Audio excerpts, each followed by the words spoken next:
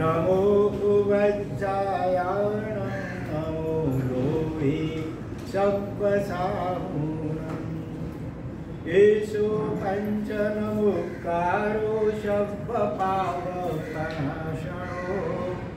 मङ्गलानं च सर्वेषां परमं हि मङ्गलम् मंगलम भगवान वीरो मंगलम गौतम प्रभु मंगलम स्थूलिभद्राद्यायैनो धर्मोस्तु मंगलम ओंकारं बिंदु संयुक्तं नित्यं ध्यायन्ति योगिनः कामदं मोक्षदं चैव ओंकाराय नमो नमः शान्ताप्राज्ञवरूपत्ता गच्छाधीश सुसंयमी शूरीश्वरो गुणाधीश्य संयमृद्धैष दुर्यमी शारदा शारदाम्बुज वदना वदनाम्बुजे सर्वदा सर्वदास्माकं सन्निधिं सन्निधिं कुर्यात् अज्ञानातिमिरान्धानां ज्ञानाञ्जनशलाकया नेत्रमुन्मीलितं येन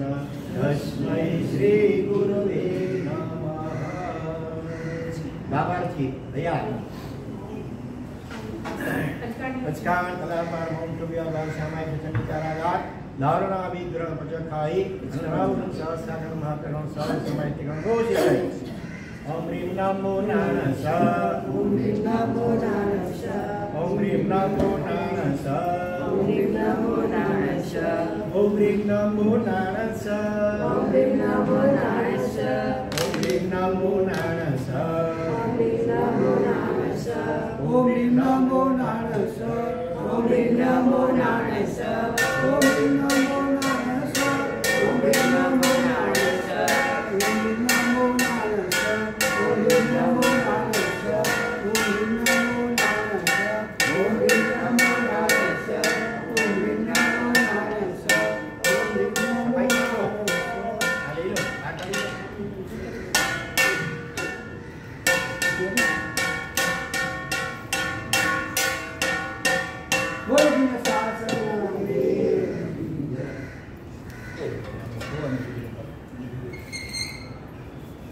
Om Rim Namo Narayana Om Rim Namo Narayana Om Rim Namo Narayana Om Rim Namo Narayana Om Rim Namo Narayana Om Rim Namo Narayana Om Rim Namo Narayana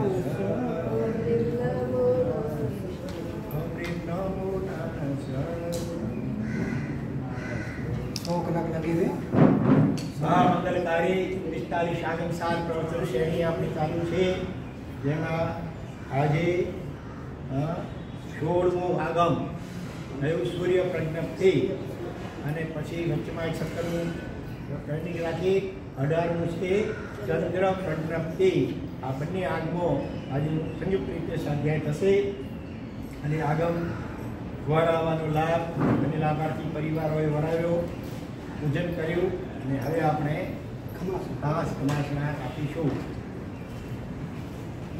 સૂર્ય પ્રજ્ઞપ્તિ સૂત્રમાં સૂર્યતણો વિચાર ભાગ્યો સોમ ગણધરે ચાર તણો વિસ્તાર ચામી પ્રજ્ઞપ્તિ સૂત્રમાં જ્યોતિષ ચાર વિચાર શીખો ગુરુ સેવા કરી જીવનો વર્ત ઉદાર ચામી કમાસનો મંદ્યો જામી જાય નિસિયને નામી ઓમ રીમ શ્રી સૂર્ય પ્રજ્ઞપ્તિ ચંદ્રસ્પર્ધતિ સૂત્રાભ્યામ નમો નમઃ સૂર્ય પ્રજ્ઞપ્તિ સૂત્રમાં સૂર્યતણો વિચાર ભાગ્યો સોમ ગણધરે ચાર તણો વિસ્તાર ચંદ્ર પ્રજ્ઞપ્તિ સૂત્રમાં જ્યોતિષ ચાર વિચાર શીખો ગુરુ સેવા કરી જીવનો વર્ત ઉદાર ચામી કમાસનો મંદ્યો જામી જાય નિસિયને ओम ह्रीं श्री सूर्य प्रज्ञप्ति चंद्र प्रज्ञप्ति सूत्राभ्याम नमो नमः सूर्य प्रज्ञप्ति सूत्रमा सूर्यतणो विचार भाग्यो सोम गणधरे चार तणो विस्तार चंद्र प्रज्ञप्ति सूत्रमा ज्योतिष चार विचार શીખો ગુરુ સેવા કરી જીવનો વર્ત ઉદાર ચાવી કમાસનો બંધ્યો જામી જાય નિસિયને ઓમ ह्रीं श्री सूर्य प्रज्ञप्ति चंद्र सूत्राभ्याम नमो नमः सूर्य प्रज्ञप्ति सूत्रमा राख्यो सोहम शरणधरे चार करो विस्तार चंद्र प्रकृति सूत्रमा ज्योतिष चार विचार सीखो गुरु सेवा करी जीव रहो अवतार चावी कमासलो मंदियों जामी जय निसिया ओम प्रेम से सूर्य प्रकाश नमो नमः सूर्य प्रकृति सूत्रमा सूर्य तमो विचार राख्यो सोहम शरणधरे चार करो विस्तार चंद्र प्रकृति सूत्रमा ज्योतिष चार विचार सीखो गुरु सेवा करी जीव रहो अवतार चावी कमासलो मंदियों जामी जय निसिया ओम प्रेम से सूर्य प्रकाश चंद्र प्रकाश सूत्राया नमो नमः। હવે આપણે મને આગમનની ભાવના કરીશું મંત્ર દ્વારા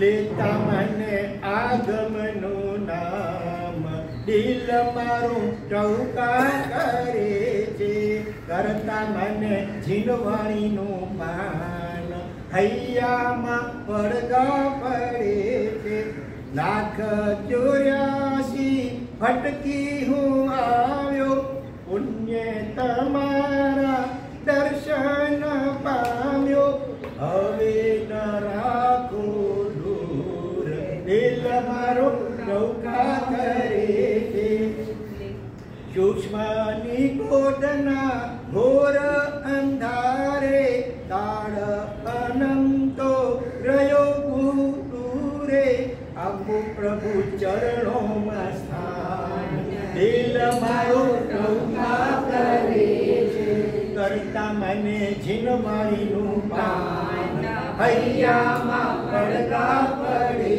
છે સૂર્ય પ્રજ્ઞપ્તિ આગમ જણાવે સૂર્ય દેવનું સ્વરૂપ બતાવે સૂરજના તેજમલો ખાશ દિલ મારું નૌકા કરે છે કરતા મને ઝીનવાણીનું પાન હૈયામાં પડઘા પડે છે જંબોદીપમાં સૂર્ય રહે છે એમાં સૂર્યદેવનો અધિકાર છે સૂર્ય ગ્રંથો છે એ દિલ મારું નૌકા કરે છે સંતાને ઝીનવાણીનું પાન હૈયામાં પડઘા પડે છે આગમ ગ્રંથો વિનંતી કરીએ સૂરજ બનીને અંધારા હરીએ આપો મને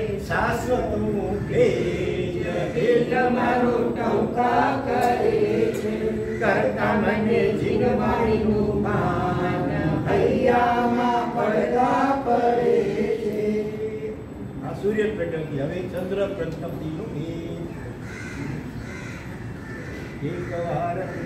એક વાર આગમ ગ્રંથો મારા જીવનમાં આવો રે એક વાર આગમ ગ્રંથો મારા જીવન સમજાવો રે એક વાર આગમ ગ્રંથો મારા જીવનમાં આવો રે મનનું પંખી ઉડ્યા કરે છે વિષના વૃક્ષ પર માળો બાંધે છે કોકવાર આગમ ગ્રંથો મારા જીવનમાં આવો રે કઠિયા બનીને આવો રે એક વાર આગમ ગ્રંથો મારા જીવનમાં આવો રે મનનો મોરલિયો ટંક્યા કરે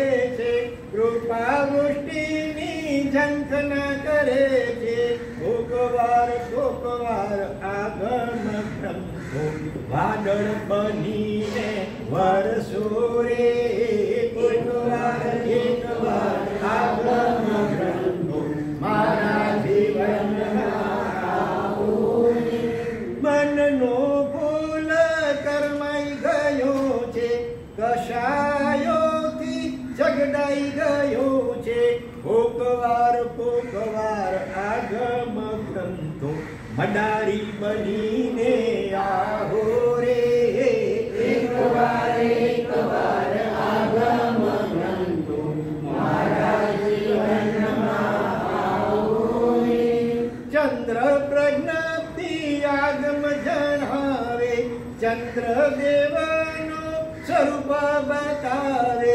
ચંદ્રનું આયુષ્ય ને વળી પરિવાર વૈભવ એનો બતાવ્યો રે એકવાર આગમ ગ્રંથો મારા જીવનમાં આવો રે જંબુ દ્વીપમાં ચંદ્ર બેસે એમાં ચંદ્રદેવનો વસવાટ છે નક્ષત્ર તારાને પરિમાણ એ સૌ અહીં દર્શાવ્યું રે એકવાર આગમ ગ્રંથો મારા જીવનમાં આવો રે અજ્ઞાનના વાદળો છવાઈ ગયા છે સમજણનો સૂરજ છુપાઈ ગયો છે કોકવાર આગમ ગ્રંથો પવન બનીને આવો રે એકવાર આગમ ગ્રંથો મારા જીવનમાં આવો રે મનનો ચકોર કયા કરે છે તારી ચાંદનીને છાયા કરે છે કોકવાર આગમ ગ્રંથો ચંદ્ર બનીને આવો રે એકવાર આગમ ગ્રંથો મારા જીવનમાં આવો રે એકવાર આગમ ગ્રંથો મારું મન સમજાવો રે મહામંગલકારી જીનવાણી શરૂ કરી એનાથી પહેલા ચાલો ફરી પહેલો શ્લોક 45 આગમનો બોલી લઈએ થયું અંગ ઉપાંગ ભાર દશ પયન્ના જાણીએ છ ચેત ગ્રંથ પસંગતા ચાર મૂળ વખાણીએ અનુયોગ દ્વાર ઉદાર નંદે સૂત્ર જીનમત ગાઈએ વૃત્તિ ચોર્ણ ભાષણ યોક્તિ 45 આગમ જાઈએ એકવાર આગમ ગ્રંથો મારા જીવનમાં આવો આગમમાં ગૂંથાયેલી પરમાત્માની વાણી પરમાત્માનો ઉપદેશ પરમાત્માની આજ્ઞાઓ આપણા જીવનમાં જો ખરેખર આત્મસાત થાય તો આપણો બેરો અચૂક પાર થઈ જાય તો એ વર્તમાન કાળમાં ઉપલબ્ધ 45 આગમ સ્વરૂપે જે જીનવાણી એમાંથી એક પછી એક પહેલા 11 અંગસૂત્રો આચારાંગ સૂત્ર બોલાવો સ્વેગલા સૂત્ર સમવાયા ભગવતી નાતા ધર્મ તથા ઉપાસક દશા અંતગળ દશા અનુત્તરોપાદિક દશા પ્રશ્ન વ્યાકરણ અને વિપાસ સૂત્ર આ 11 અંગસૂત્રો અને કિંચિત આપણે સ્વાધ્યાય કર્યો થોડો સ્વાદ લીધો પછી 12 ઉપાંગ સૂત્રો જેમાં પહેલું છે ઉવાય ઔપચારિક સૂત્ર બીજું છે આય પ્રશ્નિક રાજપ્રશ્નિક સૂત્ર બીજું છે જીવા વિજ્ઞાન સૂત્ર અને ચોથું હતું ખંડવાળા સૂત્ર હવે આજે પાંચમું અને સાતમું સૂર્ય પ્રજ્ઞપ્તિ અને ચંદ્ર પ્રજ્ઞપ્તિ ઉપાંગ સૂત્ર પાંચમું એ ભગવતી અંગ સૂત્ર હતું એનું ઉપાંગ છે સૂર્ય પ્રજ્ઞપ્તિ સૂત્ર અને સાતમું હતું જે ઉપાસક દશાંગ સૂત્ર એનું ઉપાંગ સૂત્ર છે આ ચંદ્ર પ્રજ્ઞપ્તિ સૂત્ર નામ પ્રમાણે એના વિષય છે પ્રજ્ઞપ્તિ પ્ર એટલે પ્રકૃષ્ટ જ્ઞપ્તિ એટલે જ્ઞાન સૂર્ય સંબંધી અને ચંદ્ર સંબંધી અને સાથે એના પરિવાર રૂપી ગ્રહ નક્ષત્ર તારાઓ સંબંધિતમાં વિશિષ્ટ કોટીનું જ્ઞાન સમજણ બોધ ભગવાને કેવ જ્ઞાનના પ્રકાશમાં આ બધું જે કંઈ જોયું જ્યોતિષ ચક્રનું સ્વરૂપ અને એ એમણે જે ઉપદેશમાં નાખ્યું એ ગણધર ભગવંતોએ આગમોમાં ગૂંથ્યું જે અત્યારે આપણને આ બે ઉપાંગ સ્વરૂપે પ્રાપ્ત થાય છે જોકે આ વર્તમાન કાળમાં બંને સૂત્રો આગમો લગભગ સરખા જેવા છે, થોડુંક જ માત્ર ફરક છે, એટલે બંને સાથે જ લેવામાં આવે છે. સૂર્ય પ્રજ્ઞપ્તિના મૂળ શ્લોકો છે 2296, એની ઉપર 9500 શ્લોકોમાં ટીકા મલયગીરી આચાર્ય ભગવાન એ રચેલી છે. કુલ 11596 શ્લોક. એવી રીતે ચંદ્ર પ્રજ્ઞપ્તિ સૂત્ર એમાં મૂળ છે 2200 શ્લોક, અને એના ઉપર પણ 5500 શ્લોકની ટીકા મલયગીરી સૂર્યની કુલ છે 11700 શ્લોક. તો સૂર્ય, ચંદ્ર, ગ્રહ, નક્ષત્ર, તારા, આપણે પ્રશ્ન થાય આ બધું શું છે? આ બધા શું છે? શાશ્વતા દેવ વિમાનો છે, જે નીચેથી સપાટ હોય, ઉપરથી આમ ગોળ હોય છે. એનું શાસ્ત્રમાં વર્ણન આવે છે. કોઠાના ફળના આકારનો હોય છે આ. અને એ બધા જેવા પ્રકારની લોકસ્થિતિના કારણે મેરુ પર્વતની આસપાસ ફરતા હોય છે. બરોબર? જૈન આગમો પ્રમાણે, ભગવાનની વાણી પ્રમાણે આ છે આજનું સાયન્સ. એમાં ફરક પડે છે. ભલે વિધાનમાં આપણે ભગવાનની વાણી પર વર્તમાનમાં શ્રદ્ધા રાખીને વિચાર કરીએ છીએ કે આખો આ તીર્છાલોક, મધ્યલોક, જેના સેન્ટરમાં છે જંબુદ્વીપ, અને એના પણ સેન્ટરમાં છે મેરુ પર્વત. એ 1 લાખ યોજન ઊંચો મેરુ પર્વત. બરોબર? અને એની ચારે બાજુ સૂર્ય, ચંદ્ર, ગ્રહ, નક્ષત્ર અને તારાના જે દેવ વિમાનો છે એ નિરંતર અમુક ચોક્કસ ગતિ સ્વરૂપે અમુક રીતે એ પરિભ્રમણ કરતા રહે છે. અને હમણાં જ આપણે ગીતમાં પણ જોયું કે જંબુદ્વીપની અંદર કેટલા સૂર્ય અને કેટલા ચંદ્ર છે? 2 સૂર્ય અને 2 ચંદ્ર છે. તો અહીંયા એક સૂર્ય બતાવ્યો છે અહીંયા, બીજો એની સામે છેડે છે એક અહીંયા. બરોબર? એક ચંદ્રમા છે, ત્યાં ચંદ્રમા અહીંયા, અને બીજો એની સામે છે એ અહીંયા. મેરુ પર્વતની ચારે બાજુ આ રીતે સૂર્ય, ચંદ્ર અને ઉપરાંત ગ્રહ, નક્ષત્ર, તારા એ બધા ફરતા રહે છે. બરોબર? એમાં અને આપણું શાશ્વત સ્થિતિ છે, ફરતા રહે છે.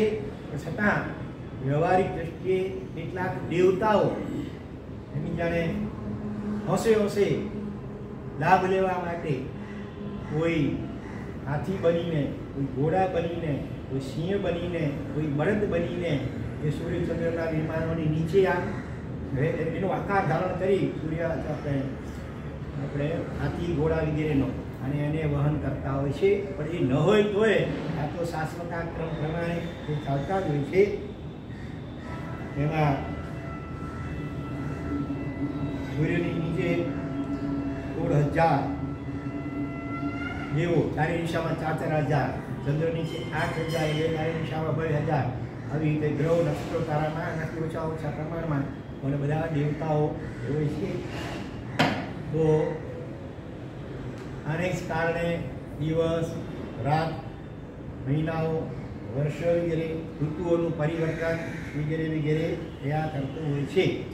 દેવતા કેવી રીતે અને જેમ થતું હશે એમાં દેવતાઓ વહન કરે છે કહેવાય છે. તો સૂર્ય જે છે જંબુદ્વીપમાં 2, પછી આવે કયો? સમુદ્ર આવે. ઈચ્છાલોકમાં એકથી ડબલ પ્રમાણ વાળા અસંખ્ય દ્વીપો અને અસંખ્ય સમુદ્રો છે. સૌથી કેન્દ્રમાં છે જંબુદ્વીપ, જેની લંબાઈ ને પહોળાઈ કેટલી છે? 1 લાખ યોજન. 1 યોજન એટલે આ શાસ્ત્રીય માપ છે, પ્રમાણાંગલનું માપ 3600 માઇલ. સામાન્ય રીતે 1 યોજન એટલે 4 ગાઉ અથવા 8 માઇલ થતા હોય, પણ આ વિશિષ્ટ શાસ્ત્રીય માપ છે પ્રમાણાંગુલનું, અને એમાં 1 યોજન એટલે 3600 માઇલ થતા હોય. તો એવા 1 લાખ યોજન લંબાઈ પહોળાઈ વાળું વર્તુળાકારે થાળી આકારે ગોળ જંબુદ્વીપ છે. એને ફરતું બંગડી આકારે, થાળીના ચારે બાજુ હોય તો બંગડી આકારે છે, ડબલ પ્રમાણ વાળું, એટલે 2 લાખ યોજન વાળું જાડાઈ વાળું શું છે? લવણ સમુદ્ર. એને ફરતું એના કરતાં ડબલ પ્રમાણ એટલે કે 4 લાખ યોજન ના જાડાઈ અથવા પહોળાઈ વાળું છે. કયું ખંડ છે? ઘાતકી કે ઘાતકી? ચોક્કસ. ધન્યવાદ. ઘણા ઘાતકી બોલતા હોય છે. કોઈનો ઘાત કરે ના ખૂન કરે એ ઘાતકી કહેવાય. ઘાતી નથી પણ ઘાતકી છે. ઘાતી એટલે કે વૃક્ષ વિશેષનું નામ છે. ઘાવડી પણ એને કહેવામાં આવે છે. ત્યાં છે પૃથ્વીકાયી વૃક્ષો પણ લાગે આવે વનસ્પતિકાયી એવા, એટલે એના ઉપરથી નામ ઘાતકી ખંડ છે. જંબુદ્વીપમાં પણ જાંબુના વૃક્ષો એ પણ હોય પૃથ્વીકાયી પણ લાગે આપણને વનસ્પતિકાયી એવા એવા શાસનના વૃક્ષો, એના ઉપરથી જંબુદ્વીપ નામ છે. પછી આવે કયો સમુદ્ર ઘાતીખંડ? પછી કાલો નદી, એના કરતાં ડબલ પ્રમાણવાળો. એને ફરતો વળી કયો સમુદ્ર આવશે? કયો દ્વીપ આવશે? પુષ્કર દ્વીપ. અને પુષ્કર દ્વીપના બે વિભાગ પાડે છે. શેના કારણે? માનુષોત્તર પર્વતના કારણે. પુષ્કર દ્વીપની બરોબર વચ્ચોવચમાંથી આ ગોળાકારે માનુષોત્તર પર્વત પસાર થાય છે. એના કારણે એના બે વિભાગ પડી જાય. એમાં અંદરના વિભાગમાં જે મનુષ્યોની વસ્તી હોય છે, પાછળના વિભાગમાં મનુષ્યોની વસ્તી હોતી નથી. એટલે અઢી દ્વીપ કહેવાય. જંબુદ્વીપ આખો, ઘાતીખંડ આખો, અડધો પુષ્કર. એ રીતે અઢી દ્વીપ પ્રમાણ મનુષ્ય ક્ષેત્ર છે. અઢી દ્વીપની બહાર અસંખ્ય દ્વીપો, અસંખ્ય સમુદ્રો એકબીજાથી ડબલ પ્રમાણવાળા એકબીજાને વિખરાઈને રહેલા છે. તો એમાં મનુષ્યોના જન્મ પણ અઢી દ્વીપથી બહાર થતા નથી. મનુષ્યો જઈ શકે ત્યાં નદીશ્વર દ્વીપ વગેરેમાં યાત્રા કરવા માટે, જેમાં ગંગાચરણ વિદ્યાચરણ મુનિવરો હોય, લબ્ધિ દ્વારા આકાશમાં ઉડીને ઠેક આખું દ્વીપ આવેલા નદીશ્વર દ્વીપ ત્યાં પણ જઈ શકે ખરા. પણ જ્યારે એનું આયુષ્ય પૂરું થવાનું હોય એનાથી પહેલાં ઓટોમેટિક એને એવી વિચારણા થઈ જાય, પાછા અઢી દ્વીપની અંદર આવી જાય. એટલે અઢી દ્વીપથી બહાર મનુષ્યોના જન્મ મરણ નથી થતા, જઈ શકે છે ખરા નદીશ્વર દ્વીપ સુધી. તો હવે સૂર્ય, ચંદ્ર, ગ્રહ, નક્ષત્ર, તારા પણ એક નામવાળા અસંખ્ય દ્વીપો છે. જંબુદ્વીપ જેમાં છે ને એમ અસંખ્ય જંબુદ્વીપો છે. એટલે તો આપણે બોલીએ અસ્મિન જંબુદ્વીપે. અસ્મિન એટલે આ જંબુદ્વીપમાં, જેમાં આપણે એના છીએ હમણાં, આ જંબુદ્વીપમાં. એનો મતલબ કે બીજા પણ જંબુદ્વીપો છે. એટલે કેટલા? અસંખ્ય. એક નામવાળા અસંખ્ય દ્વીપો અને સમુદ્રો છે. લવણ સમુદ્ર પણ અસંખ્ય, ઘાતીખંડ પણ અસંખ્ય. એક નામવાળા અસંખ્ય એટલે આપણે અક્કલ કામ ન કરી કેટલું વિરાટ આ તીર્છાલોક અથવા આખું આ વિશ્વ હશે, ડબલ પ્રમાણવાળા. અને એક નામવાળા અસંખ્ય પાછા. અસંખ્ય એટલે કેટલું મોટું માપ છે. 194 આંકડાની સંખ્યા પણ સંખ્યાથી કહેવાય. 300 પહેલિકા. એનાથી ઘણું આગળ વધે ત્યાર પછી અસંખ્ય શબ્દનો પ્રયોગ થાય. તો એક નામવાળા અસંખ્ય દ્વીપો, સમુદ્રો. દરેક ઉપર અઢી દ્વીપની અંદર જે સૂર્ય, ચંદ્ર, ગ્રહ, નક્ષત્ર, તારાઓ છે એ બેડુ પર્વતની આસપાસ ફરતા રહે છે. અઢી દ્વીપની બહાર જે છે એ સ્થિર છે, એ ફરતા નથી હોતા. ચર અને સ્થિર જ્યોતિચક્રના બે ભેદ. બરોબર? મુખ્ય 5 સૂર્ય, ચંદ્ર, ગ્રહ, નક્ષત્ર, તારા. દરેકના બે ભેદ, ચર અને સ્થિર, એટલે ટોટલ થાય 10. તો જંબુદ્વીપમાં બે સૂર્યચંદ્ર. હવે એક સૂર્યચંદ્ર બને કેવા છે? વાસુદેવ ને બલદેવ જેવા, સગા ભાઈ જેવા. બરોબર? અને મુખ્ય ઇન્દ્રો કહેવાય આખા જ્યોતિષ ચક્રના. 64 ઇન્દ્રોની ગણતરીમાં જાતિ તરીકે એક જે સૂર્ય, એક ચંદ્ર એ લેવામાં આવે છે. બાકી તો સૂર્યો પણ અસંખ્ય છે, ચંદ્રો પણ અસંખ્ય છે. અને આજનું વિજ્ઞાન પણ એ જ પ્રમાણે કહે છે કે આ દેખાય છે સૂર્ય તો કે છે તારો છે. એવા અસંખ્ય તારાઓ, અસંખ્ય સૂર્યો આ બ્રહ્માંડમાં છે. એમ આજનું વિજ્ઞાન પણ હવે એની સાક્ષી પૂરે છે. પણ ભગવાને તો ત્યારનું કેવળ જ્ઞાનના પ્રકાશમાં આ બધું સ્વરૂપ જોઈને આપણને કહ્યું છે. ઘણા વર્ષો પહેલા મેં છાપામાં એક લેખ વાંચેલો કે બીજો સૂર્ય દેખાયો. એમાં જંબુદ્વીપમાં બે સૂર્ય છે. અને આજનો જે સૂર્ય છે ને એ આ સમજો આપણે આ બાજુ છે, નીચે ભરત, ઉપર ઓલી બાજુ છે ભૈરવ ક્ષેત્ર. આજનો જે સૂર્ય હોય ત્યાં ફરતા ભૈરવ ક્ષેત્રમાં ચાલ્યો જાય. અને ત્યાં જે સૂર્ય સમજો છે એ ફરતા આવતીકાલે અહીંયા આવશે. એટલે આજનો સૂર્ય પરમ દિશે પાછો અહીંયા આવશે, કાલે નહીં હોય. કાલે આજે જે ભૈરવ ક્ષેત્ર બાજુ સૂર્ય છે એ ફરતા મહાવીર ક્ષેત્રમાંથી પસાર થઈ અને અહીંયા આવશે. એટલે જ્યારે ભરત અને ભૈરવ ક્ષેત્રમાં દિવસ હોય ત્યારે મહાવીર ક્ષેત્રમાં શું હોય? રાત હોય. અને જ્યારે અહીંયા રાત હોય ત્યારે ત્યાં દિવસ હોય. બરોબર? તો એક સૂર્ય ચંદ્રના પરિવારમાં ગ્રહો કેટલા હોય ખબર છે? આમ જનરલી 9 ગ્રહ પરિવાર પ્રસિદ્ધ છે. પણ હવે આજના આપણે સાયન્ટિસ્ટો ટેલિસ્કોપ દ્વારા, દૂરબીન દ્વારા નવા નવા ગ્રહો શોધાતા રહ્યા છે કે નહીં? હર્ષલ, નેપચ્યુન, પ્લુટો અને હજી પણ બીજા શોધાઈ રહ્યા છે. પછી પણ ભગવાને તો પહેલેથી જ્ઞાનમાં જોઈને કહ્યું છે એક સૂર્યચંદ્રના પરિવારમાં કેટલા ગ્રહો હોય. આંકડો ક્યારેક તમે કયો હશે વ્યાખ્યામાં યાદ છે કોઈને? કેટલા હોય? હા 88 એટલે 88. દરેક 88 ગ્રહોના નામ આજે આ સૂર્ય પદ્ધતિમાં મળે છે. તો 88 ગ્રહો. પછી નક્ષત્રો કેટલા? નક્ષત્રો 28 હોય. 27 અથવા 28 ડબલ કહેવાય છે.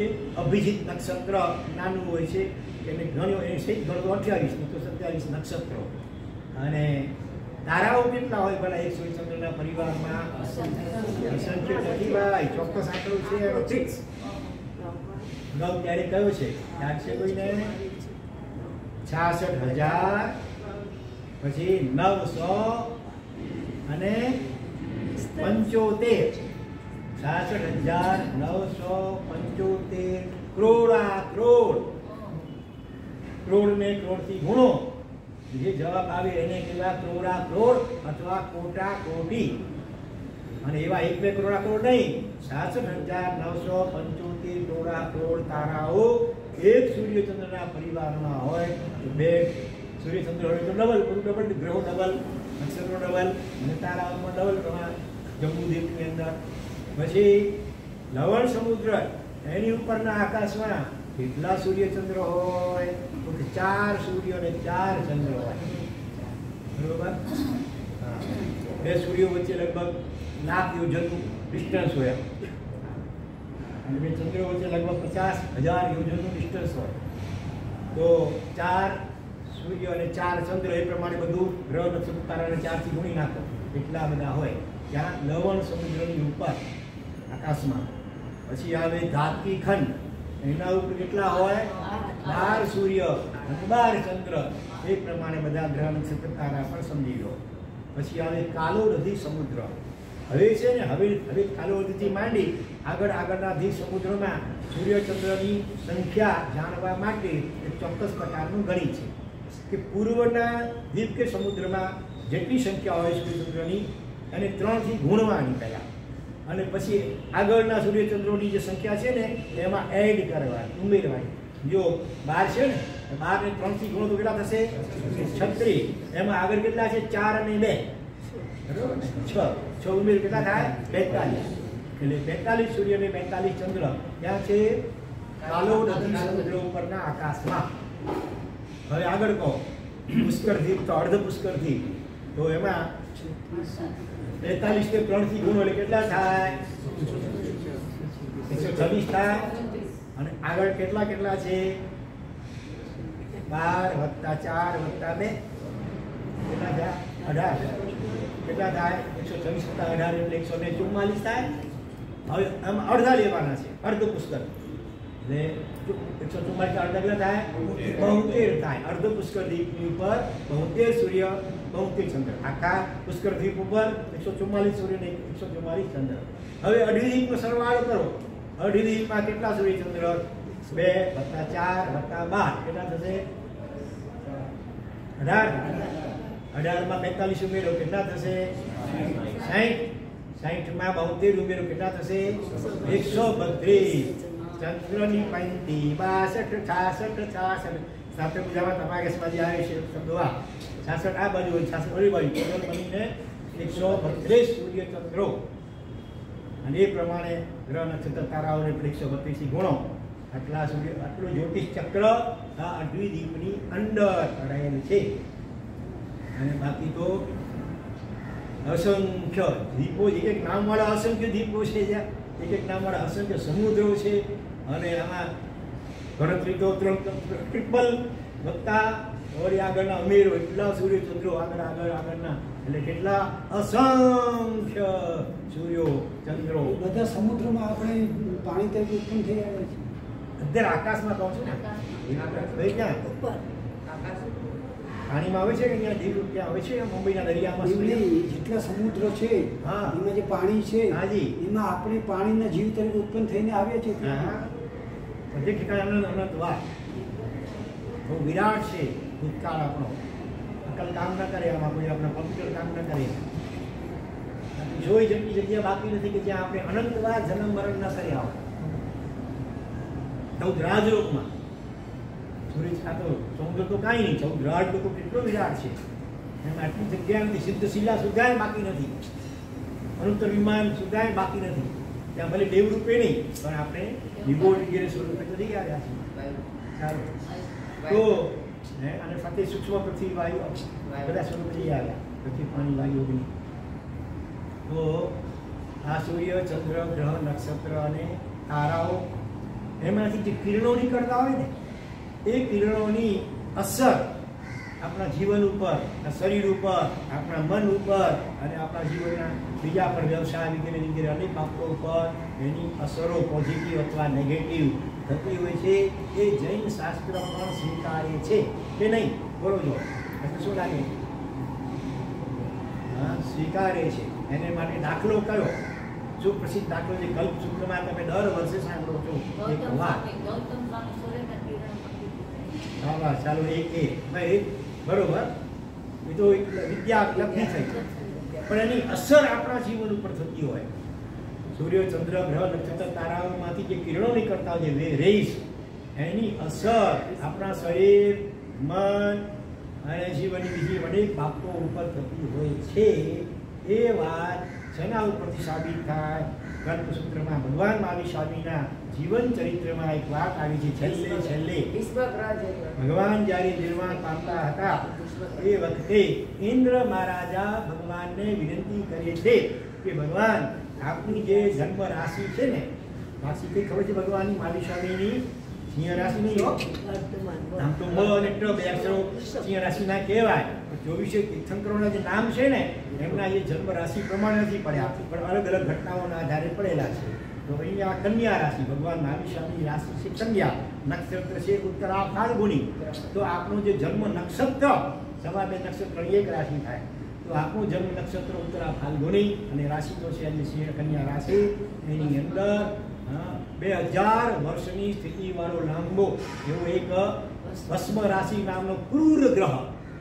ગ્રહોને કેટલાક સૌમ્ય હોય છે, પોઝિટિવ અસરવાળા હોય છે, કેટલાક નેગેટિવ અસરવાળા હોય છે.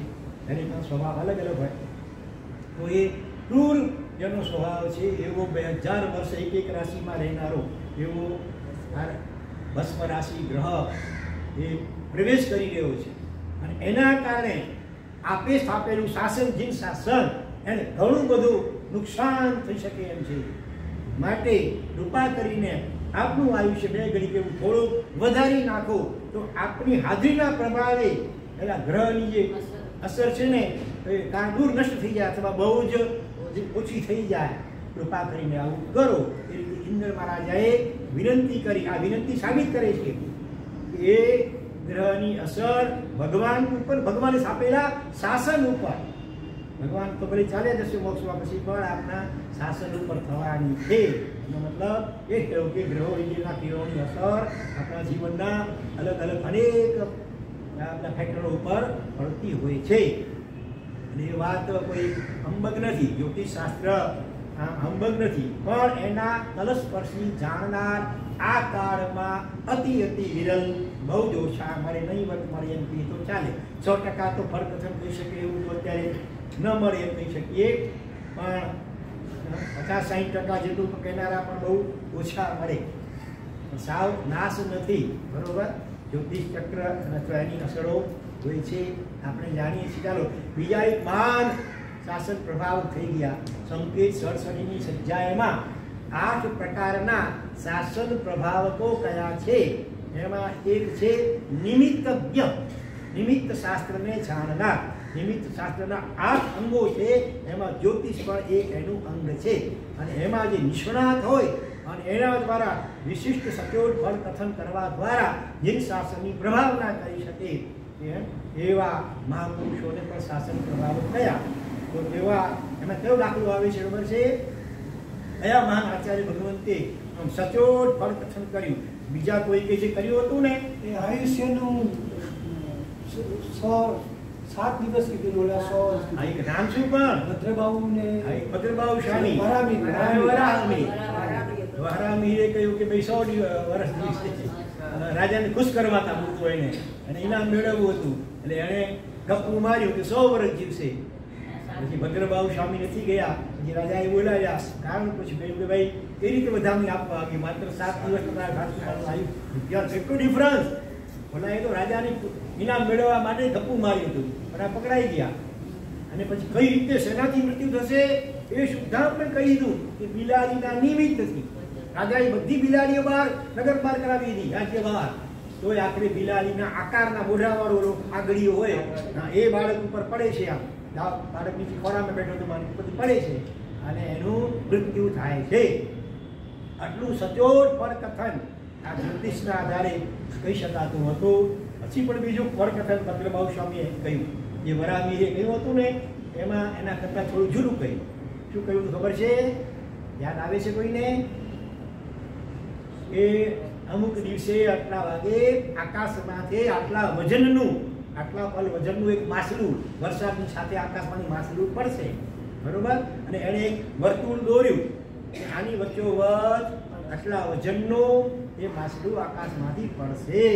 પછી ભદ્રબાહુ સ્વામીને પૂછવામાં આવ્યું, એમણે શું કહ્યું કે માછલું પડશે એ વાત તો સાચી, પણ આ મંડળની વચ્ચે નહીં પડે, એના પરિધિ ઉપર પડશે, ઘેરાવા ઉપર પડશે, સેન્ટરમાં નહીં પડે પણ એના છેડા ઉપર પડશે. એનું વજન પણ એમણે કહ્યું એને થોડું ઓછું, આટલું હવામાં નીચે પડતા શોષાઈ જશે, એટલે આટલા થોડું ઓછું આટલા વજનનું પડશે. અને એ પ્રમાણે એક્ઝેક્ટ ભદ્રબાહુ સ્વામીએ કહ્યું એ પ્રમાણે જ થયું. આટલું સૂક્ષ્મ ગણિત સાથે સચોટ પરકથન પહેલાના કાળમાં મહામુનિવરો કે આવા જ્યોતિષજ્ઞો એ કહી શકતા હતા, પણ વર્તમાન કાળમાં આટલું સૂક્ષ્મ સચોટ પરકથન કરી શકે એવા શાસ્ત્રો પણ લગભગ રહ્યા નથી એમ કહીએ તો ચાલે. અલબત્ત ક્યાંક એવું સંભળાય છે દક્ષિણ ભારતના અમુક ઠેકાણે એવા હસ્તરેખા શાસ્ત્રીઓની જે પણ હોય છે, અથવા તો આપણે અંગૂઠાની છાપ, અંગૂઠાની દરેકની છાપ અલગ અલગ હોય ને, એટલે એના ઉપરથી તમારું આખું ઘણું સૂક્ષ્મ અને સચોટ પરકથન કહી શકે એવા નિમિત્તજ્ઞો પણ હોય છે. બિલકુલ ખાસ નથી, પણ બહુ થોડા હોય. બાકી મોટે ભાગે તો કહેવાય ને કે સૂંઠના ગાંગડે ગાંધી, એના સૂંઠનો ગાંગડો લઈને બેસી જાય, ગાંધી પોતાની જાતને કેવડાવે, વૈદ્ય કેવડાવે. મોટે ભાગે હાથ છે.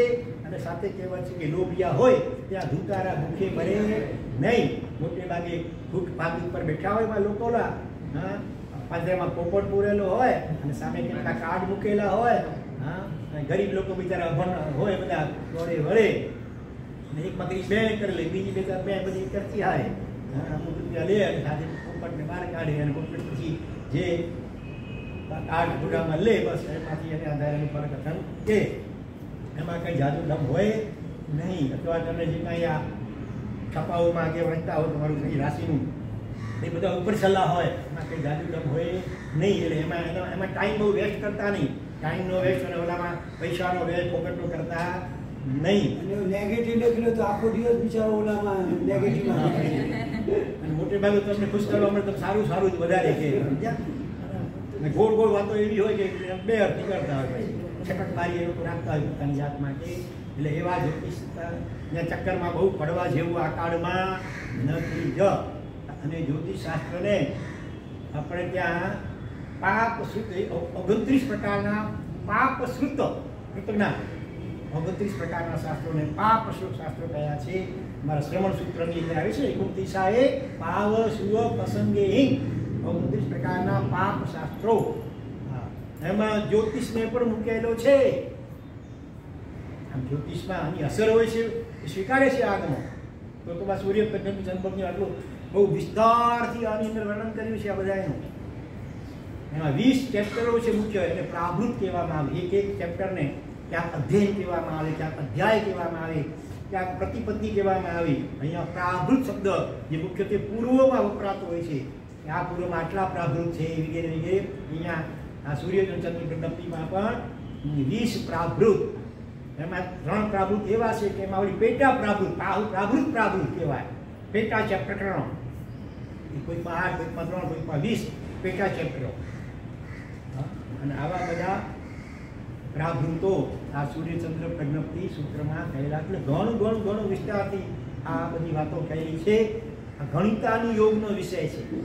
ચાર અનુયોગ છે ને, એક છે દ્રવ્યાનુયોગ, બીજો છે ચરણ કરણાનુયોગ, ચરણ એટલે ચારિત્ર અને ક્રિયાઓની વાતો, આચારની વાતો જેમાં હોય, પછી છે ધર્મ કથાનુયોગ, કાકા સૂત્રની દૃષ્ટાંતો જેમાં હોય, અને છે પછી એક છે આ ગણિતાનુયોગ, ગણિતનો વિષય કે સૂર્ય જે છે ને મેરુ પર્વતની આસપાસ આમ આમ કરે છે, એક રાઉન્ડ, બીજો રાઉન્ડ એનાથી મોટો, ત્રીજો એનાથી મોટો, ચોથો એનાથી મોટો, એક રાઉન્ડ માંડલા, એટલે માંડલા કહેવાય. એક ચક્કરને માંડલું વર્તુળાકાર એમ કરતા હોય, મેરુ પર્વતની આજુબાજુ પ્રદક્ષિણ આપે, ધીરે ધીરે માંડલું મોટું મોટું થતું થતું 184 માંડલા, એક છેલ્લું 184નું ચક્કર, ત્યાં એક જ વખત, પછી વળી રિટર્ન થાય, બીજે દિવસે 183નું, પછી 182, એમ કરતાં કરતાં વળી પહેલા માંડલા સુધી આવે.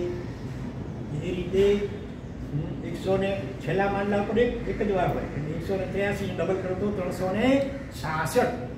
6 મહિના ઉત્તરાયણ, 6 મહિના દક્ષિણાયન, મકર સંક્રાંતિ આવે 14મી જાન્યુઆરીએ, ત્યારે તે ઉત્તરાયણ, એટલે સૂર્ય ધીરે ધીરે ધીરે ઉત્તર દિશા તરફ આમ ઉગે, પૂર્વ દિશામાં આમ જ ભલે, પણ ધીરે ધીરે ધીરે આ ઉત્તર દિશા તરફ આમ આવતો જાય, અને પછી 6 મહિના પછી વળી ધીરે ધીરે ધીરે આ દક્ષિણ દિશા તરફ ખસતો જાય, હોય પૂર્વમાં ભલે પણ આમ ધીરે ધીરે આમ ખસતો જાય. એટલે 6 મહિના ઉત્તરાયણ, 6 મહિના દક્ષિણાયન બંને મળી અને એક વર્ષ થાય છે. સૂર્ય વર્ષ 366 દિવસનું થાય છે, જ્યારે ચંદ્ર વર્ષ, ચંદ્રની આધારે ગણતરી કરીએ તો 354 થાય છે વર્ષના દિવસો. અને એ બેનો તાલમેલ બેસાડવા માટે લગભગ દર 2.5 વર્ષે 1 મહિનો અધિક, એટલે તારીખ તિથિ બધું આમ મળતું થાય, એટલા માટે અધિક માસ 5 વર્ષમાં 2 વખત અધિક માસ આવતું હોય છે. ઘણું બધું સૂક્ષ્મ ગણિત છે એમાં, બીજું કામ ના કરે એટલું બધી ગણિત વિસ્તાર સૂક્ષ્મ બધી વાતો કરી છે. એમાંની લંબાઈ, પહોળાઈ, જાડાઈ કેટલી, પછી ગ્રહણ કેમ થાય છે, સૂર્ય ચંદ્રની કલા સૂર્ય પક્ષમાં વધતી જાય અને વની પક્ષમાં ઘટતી જાય, એનું શું કારણ વગેરે પણ શાસ્ત્રમાં બતાવ્યું છે. કે રાહુના વિમાન એકદમ કાળા કલરના છે. રાહુ પણ પાછા 2 પ્રકારના, એક નિત્ય રાહુ, બીજો છે પર્વ રાહુ. નિત્ય રાહુનું વિમાન ચંદ્ર કે સૂર્ય એનાથી 4 આંગળ નીચે આમ ચાલતું હોય. આ સૂર્ય ચંદ્રનું વિમાન છે, એની નીચે જ આમ રાહુનું વિમાન એકદમ કાળા કલરનું ગોઠવાયેલું હોય.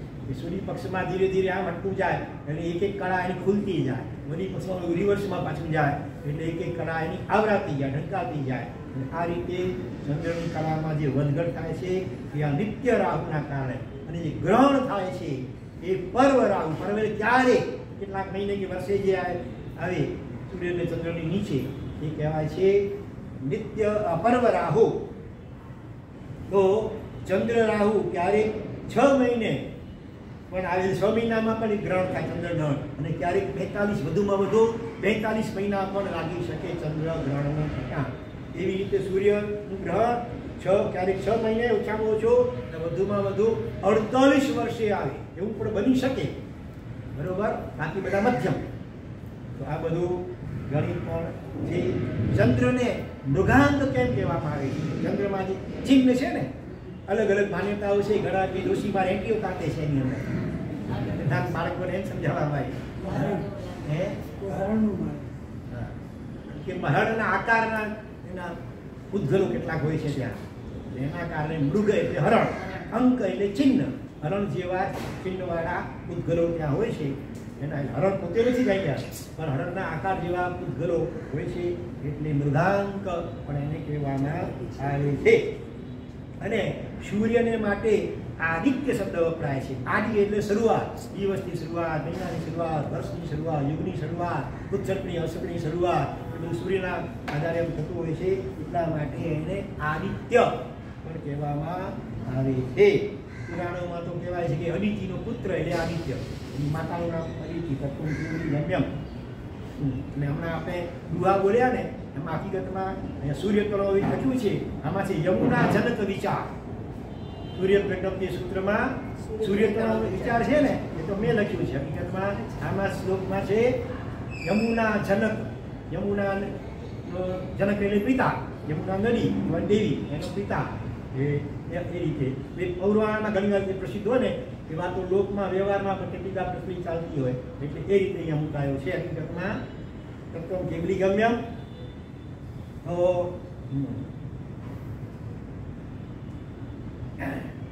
પછી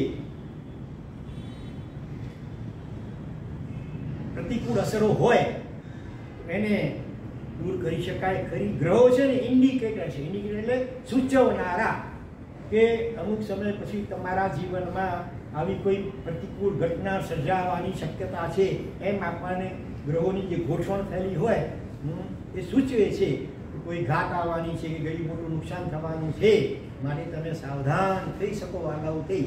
અને એને માટેના ઉપાયો જેને કે પ્રિકોશન કહેવાય, પૂર્વથી ઉપાયો કરો તો એ અસરોથી તમે બચી શકો સંપૂર્ણપણે, અથવા એની અસર ઘણી બધી રિડ્યુસ પણ ઘટાડી પણ શકાય. એટલે તો ઇન્દ્રિય કહ્યું ભગવાન તમારી હાજરી હશે તો તમારા પ્રભાવથી પેલા ગ્રહની અસર ઓછી થઈ જશે. એનો મતલબ એ પણ થાય ભગવાન ભલે મોક્ષમાં પધારી ગયા પણ ભગવાનની ભક્તિ કરવામાં આવી નિશ્ચિત પ્રકારે. ભગવાન જાણે એને મૂર્તિ રૂપે ન માનો, સાક્ષાત ભગવાન છે એવા ભાવથી તમે એમની ખૂબ વિશિષ્ટ રીતે ભક્તિ કરો, જપ કરો, પ્રભુનું નામસ્મરણ કરો, તો એનાથી પણ એ ગ્રહોની પ્રતિકૂળ અસર દૂર પણ થઈ જાય સંપૂર્ણ, અથવા ઓછી પણ થઈ શકે છે. એના માટે એક સત્ય ઘટના થોડા જ વર્ષો પૂર્વે બનેલી, લગભગ સાંતાક્રુઝમાં બનેલી, મેં ક્યાંક વાંચેલી છે. તમને કહું છું કે બોરીવલીમાં કોઈ પ્રખ્યાત જ્યોતિષી રહેતા હતા કે જેનું ફળકથન ઘણે અંશે સચોટ સત્ય સાબિત થતું હતું. તો એ જ્યોતિષી પાસે એક ભાઈએ પોતાની અને પોતાના મિત્રની પણ જન્મકુંડલી જન્મપત્રિકા બતાવી અને એનું ફળકથન પૂછ્યું. જ્યારે મિત્રની ફળકુંડલી જોઈ એટલે પહેલા ભાઈ એકદમ જ્યોતિષી ગંભીર થઈ ગયા. આ ભાઈને શંકા પડી, કેમ બોલો શું છે પડાવીશ? ત્યારે જોશીએ કહ્યું કે જો જેની આ જન્મપત્રિકા છે એ જો એનો ટાઈમ વગેરે જે લખેલું છે એકદમ એક્ઝેક્ટ કરેક્ટ હોય તો આ ભાઈ અત્યારે જીવતા નહીં હોય, એ આપઘાત કરીને મરી ગયા હશે. ઇમ્પોસિબલ. ગઈકાલ તો મેં ફોન કર્યો હતો તો જીવતો છે. હા, તો પછી લખવામાં કાંઈક ગણિતમાં એટલે કે ટાઈમમાં થોડો ઘણો ફરક પડેલો છે. ત્રીજી વાર આપણે ચેક કર્યું તો એ જ ફળાને જ એનો ભાઈ ખાતરી કરવા માટે મારતી ઘોડે નહીં પણ મારતી ગાડીએ પહેલાં મારતી ઘોડે પહોંચ્યો. ગાડી વાળી ગઈ પહોંચે છે સીધો. એને અગાઉથી કંઈ જણાવ્યું પણ એવું આવું છું, હું તો અગાઉથી માણસ જણાવે કે ભાઈ આવું છું. સીધો પહોંચ્યો, ત્યાં ડોરબેલ વગાડે છે, દરવાજો ખુલે છે. એનો મિત્ર તો સોફા સેટ ઉપર આરામથી આમ પ્રસન્ન મુદ્રામાં બેઠો હતો. પૂછે ચાલે કે ઓચિંતો કંઈ ખબર ના આપી, ફોન ન કર્યો. બીજી બધી વાત બહુ સાચું બોલ, તારા મનમાં આપઘાતના વિચારો ચાલે છે કે નહીં? નવાઈ પામી ગયો. એવો તું બેહુડો પ્રશ્ન પૂછ્યો, આવ્યા સીધો આપઘાતનો પ્રશ્ન. આવો પ્રશ્ન કેમ પૂછે છે કે મને ફલાણા જોશીએ કહ્યું છે એનું કથન સચોટ હોય છે, અને મિત્ર આગળ કંઈ પણ છુપાવાય નહીં, જે હોય તે સાચી વાત કહી દે. એટલે બિલકુલ નથી, કાંઈ નથી. જો ફ્રેશ બને ઠીક છે. તો આજે નહીં તો કદાચ 400 મહિના પહેલા કાંઈ એવું હતું. અરે પેલું એ વાત સાચી છે.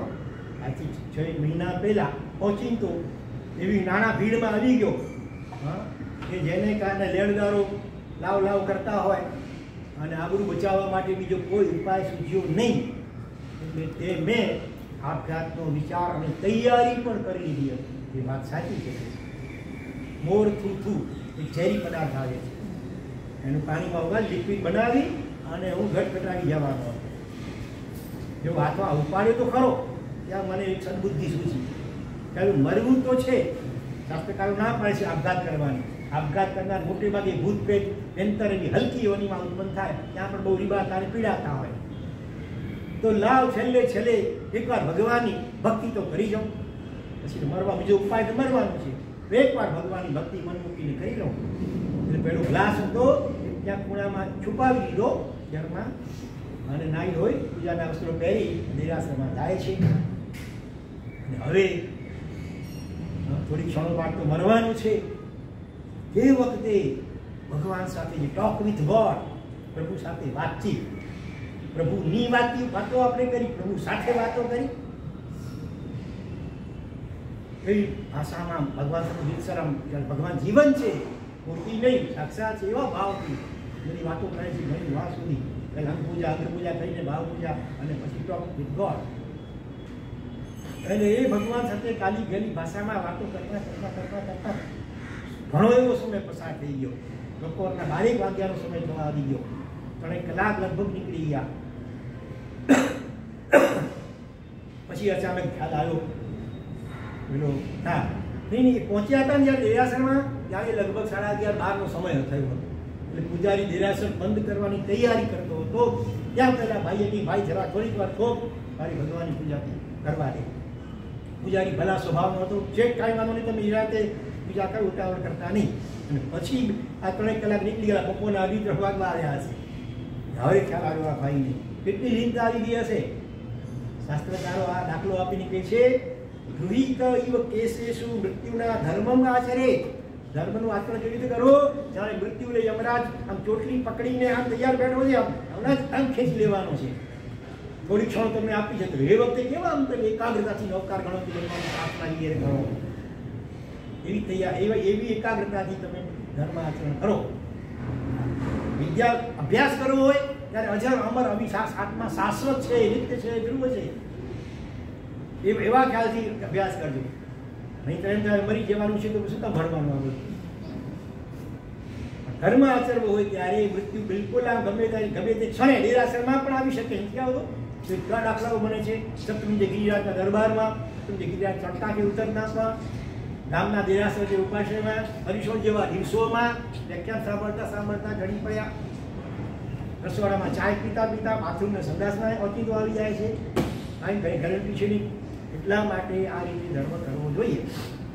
તો ભગવાન સાથે વાતચીત કરતા ઘણો સમય પસાર થઈ ગયો. પછી ખ્યાલ આવ્યો બહાર નીકળે છે. પૂજારી હજી ત્યાં જ બેઠો હતો. માફી માગે છે, ભાઈ દોસ્ત માફ કરજે. અને સમયનો ખ્યાલ હવે ઘણો ટાઈમ લાગી ગયો અને રાહ જોવી પડી.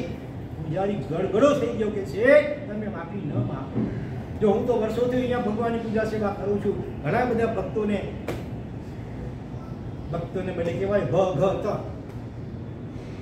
ભ એટલે ભાંગેલા, ઘ એટલે ગયેલા, ત એટલે તૂટેલા. મજાકમાં કોઈ કહે એવું છે કટાક્ષમાં જાણે કે સાચા ભક્ત જેને કહેવાય. આજે મેં તમને જોયા, તમે જે રીતે આમ જીવંત ભગવાન હોય અને એ રીતે એની વાતચીત કરતા હતા, સાંભળતા મારો ટાઈમ પર ક્યાં પસાર થયો મને ખબર પડી નથી. માટે તમે જરાય અફસોસ ન કરો. પછી પૂજારીને બક્ષિસ આપી ઘરે આવે છે. જેવો ઘરમાં પગ મૂકે છે અને ટેલિફોનની ઘંટડી રડકે છે. રિસીવર કાને પધરે છે. ત્યાં તો કોઈ મોટી કંપની મેનેજરનો ફોન હતો. તમારા આટલા રૂપિયા તમારી કંપનીમાં હતા પણ અમે આપી શક્યા નહોતા, સંજોગ વસાત હવે અમને અનુકૂળતા થઈ છે, તો બોલો ક્યારે આવું રકમ લઈને. વેતન ઠેકાણથી ફોન આવી ગયા.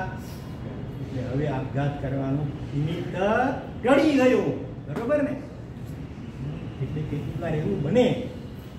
જ્યોતિષે કહ્યું હતું એ પણ વાત સાચી. ગ્રહોનું હતું એવું બહુ મુશ્કેલ ભીડમાં ફસાઈને આપઘાત કરવું પડે એવા સંજોગો હતા. પણ આ ભગવાનની વિશિષ્ટ ભક્તિ કરી એના કારણે ગ્રહોના લેખ ઉપર પણ અને મેઘ એ દોડાની મેઘ કરી ગઈ. બીજો એવો એક દાખલો યાદ આવે છે. એક દંપતીને લગ્ન થઈ 7-8-10 વર્ષ થયા છે, સંતાન નહોતું, ઘણા પ્રયત્નો કર્યા, થતું નથી. છેવટે સંતાન થયું. જન્મપત્રિકા બનાવી. પેલા જોશીએ કહ્યું કે મારી વાત જો માનો તો આ છોકરાનું લગ્ન કરતા નહીં. લગ્નની સાથે જ મૃત્યુ યોગ છે. આ ગ્રહ વિધિરાજ કહે છે મારે તમે લગ્ન કરતા નહીં. સાંભળી લીધું. સમય પસાર થાય છે, છોકરો યુવાન થાય છે, અડોશી પડોશના લગ્ન થઈ રહ્યા છે છોકરાઓના છોકરીઓના. અને માતા પિતા, ખાસ કરીને માતા, એનું તો મન થાય ને, બહુનું મોઢું જોવાનું મન હોય. લાડી ખપે ને ઘરમાં. શરૂઆતમાં લાગે ગૃહલક્ષ્મી, પછી લાગે કાલી મહાકાલી, સૂર્યમુખી, ચંદ્રમુખી પહેલા, પછી સૂર્યમુખી, પછી જ્વાળામુખી. વધારવાનું હોય અમારા તો સારા છે એના સારી ખાઓ. એટલે છોકરાની માને ઈચ્છા થાય છે છોકરાના લગ્ન કરવાની, વહુને લાવવાની ઘરમાં. પોતાના પતિને કહે છે કે અમે વહેલા અને કેની કયો હતા અને પછી છોકરી લાવે. યાદ દેવડાથી ભૂલી ગઈ. શું કહ્યું હતું પેલા જોશીએ? અરે જોશી તો કે બધું હાથું થોડું પડતું હોય કંઈ. અને આમ કે જોશીની વાત માની આખી જિંદગી છોકરાને વાઢો રાખશો, આમ થોડા મહિના માર્યા કરે, અવારનવાર કયા કરે, લે ગયો છે. એના પત્ની થયું ઠીક છે ત્યારે આટલું કીધું લાવો કરીએ. એમ કરતાં કરતાં સગાઈ નક્કી થઈ, લગ્ન થયા. લગ્ન પ્રથમ રાત્રિ મનમાં ચિંતા તો છે બંનેને મા બાપને, રખે નહીં પેલા જોશીના જો સાચા તો આખી રાત ઊંઘ્યા નથી માતા પિતા. સવાર થઈ, બંને જણા એમ કેમ બહાર આવ્યા. હા, શ્વાસ જાણે પછી બેઠો. છોકરાની મા પોતાના પતિને કે જોયો જોશીની વાત ઉપર રહ્યા હોત તો આટલું જિંદગી છોકરાને જિંદગી બગડી જાત, એટલો વાંઢો રહી જાત. માટે આવા જોશીને તો આપણે ધક્કો આપવો જોઈએ બરાબર. ફોકટને આપણે ગભરાવી માર્યા, બોલાવ્યા જોશીને, ધક્કો આપ્યો, બધી વાત કરી. હોય નહીં, મારું ફરકતન ખોટું હોય નહીં, મને જરા તપાસ કરવા દે. ઠીક છે, તપાસ કરતા બેડરૂમમાં જાય છે. ત્યાં પલંગ હતો, એની પાછળ જે બારી હતી, અને બારીમાં શું હતું ખબર છે ને? સાપ કચરાઈ ગયો, ઝેરી નાગ કચરા, કોબરા હુમલો કચરાયેલો પડ્યો હતો. જોશીએ કહ્યું જો આ મૃત્યુયોગ હતો, પણ કોઈ કારણે કોઈ વિશિષ્ટ એવું પુણ્ય થયું હશે તમારા પરિવારમાંથી, જેને કારણે આ મૃત્યુયોગ ટળી ગયો. તપાસ કરતા ખબર પડી કે જે નવી પત્ની ઘરમાં જે આબો આવી છે એના દ્વારા એક વિશિષ્ટ સુકૃત થયું હતું. શું સુકૃત થયું હતું? એક ભિખારણ બાઈ, જેની કાંખમાં નાનકડું છોકરું હતું, રડતું હતું, દુખ્યું હતું. પેલી બાઈ કાલાવાલા કરગરતી હતી, ભાઈ બા ભગવાન તમારું ભલું કરશે, કાંઈક આપો, છોકરું દુખ્યું વગેરે. ઘરમાં મીઠાઈ હતી લગ્ન નિમિત્તે, અને આ નવી પુત્રવધુને કરુણા ઉત્પન્ન થઈ હતી. 3 દિવસ પહેલાની વાત. અને પેટ ભરીને એને સારા એવા પ્રમાણમાં મીઠાઈ આપી દીધી. અને પેલી બાઈના હૃદયમાંથી ઉદ્ગાર સરી પડ્યા, દુઆ પછી બેઠો. બેન તારો ચૂડલો અખંડ રહેજો, બેન તારો ચૂડલો અખંડ રહેજો. જોશી કહે છે બસ આ જ કારણ કે વિધિના લેખ ઉપર પણ લેખ લગી ગઈ. મૃત્યુયોગ હતો, પણ આ વિશિષ્ટ પુણ્ય થયું આ પુત્રવધુના ખાતે. અતિ ઉગ્ર કોટીનું પુણ્ય અને અતિ ઉગ્ર કોટીનું પાપ ઘણીવાર તત્કાલ પણ ફળ આપી શકતું હોય છે. એટલે આ આવું વિશિષ્ટ સુકૃત અને એને મેળવેલી દુઆ એ કામ કરી ગઈ, અને આ રીતે આ મૃત્યુયોગ ટળી ગયો. બરોબર? એટલે આ ગ્રહોની અસરો હોય છે, પણ એના પર ટાળવા માટેના આવા પોઝિટિવ ઉપાય. અને ઉપાયમાં મેઇન તો પરમાત્માની વિશિષ્ટ ભક્તિ, દેવગુરુની ભક્તિ, છુપાકે દાન, અનુકંપા દાન, જીવ દયા, નવકાર મહામંત્રનો જાપ, આ વગેરે સાત્વિક પોઝિટિવ ઉપાયો છે.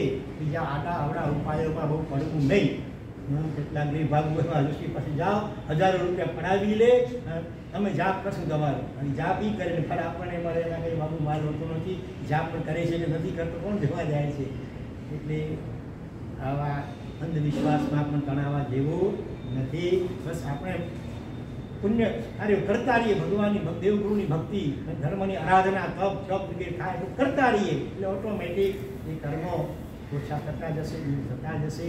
અને અતિ કોઈ નિકાચિત એવો કર્મ હોય તો કેટલીક વાર ભોગવવું પણ પડે. જુઓ, દ્રવ્ય, ક્ષેત્ર, કાળ, ભાવ અને ભવ આ પાંચેની અસર થતી હોય છે. તો જ્યોતિષ તો એક ફેક્ટર છે. કાળ, દ્રવ્યની અસર હોય, ક્ષેત્રની અસર હોય, ભાવની અસર હોય, ભવની અસર પણ. એટલે કેટલીક વાર સચોટ મુહૂર્તાંકાળ સારામાં સારું મુહૂર્ત કાઢી હોય, પણ સામે બીજા કોઈ પરિબળો બળવાન હોય તો એ મુહૂર્તની અસર ગમ થઈ જાય અને ઓલા અસર કામ કરી જાય. વશિષ્ઠ દત્ત મુહૂર્તોપી રામ પ્રવ્રજિત વને. વશિષ્ઠ જેવા ઋષિ, કદાચ ઋષિ મુનિઓ આ જ્યોતિષના પ્રખર જાણકાર હતા, એમણે મુહૂર્ત કાઢ્યું હતું રામનો રાજ્યાભિષેકનો. અને સીતારામને ક્યાં જવું પડ્યું? જંગલમાં જવું પડ્યું.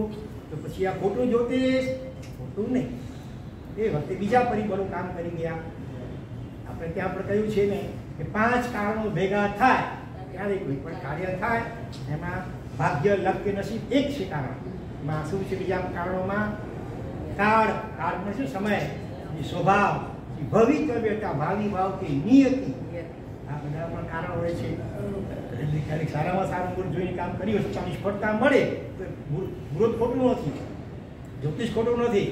પણ બીજા કારણો પ્રબળ હતા એટલે કાળનું અસર ભંગ થઈ ગઈ અને બીજા કારણો કામ કરી ગયા એવું બને.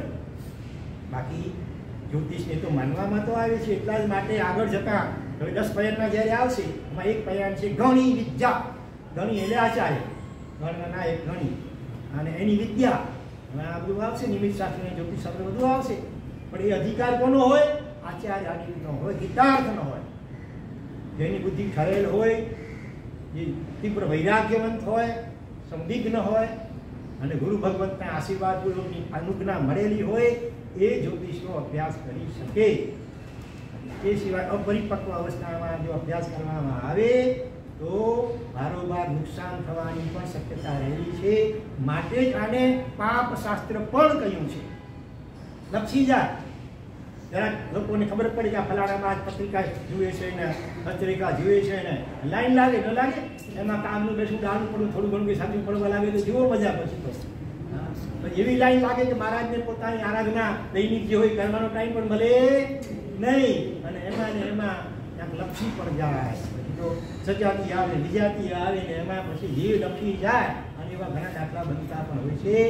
માટે શાસ્ત્રકારોએ લાલ બત્તી ધરી છે અને જ્યોતિષ શાસ્ત્રને પણ 29 પ્રકારના જે પાપ શાસ્ત્રો એમાં એનો સમાવેશ કર્યો છે. આ અપેક્ષાએ આ દ્રષ્ટિએ પણ એકાંતે નહીં, બરોબર?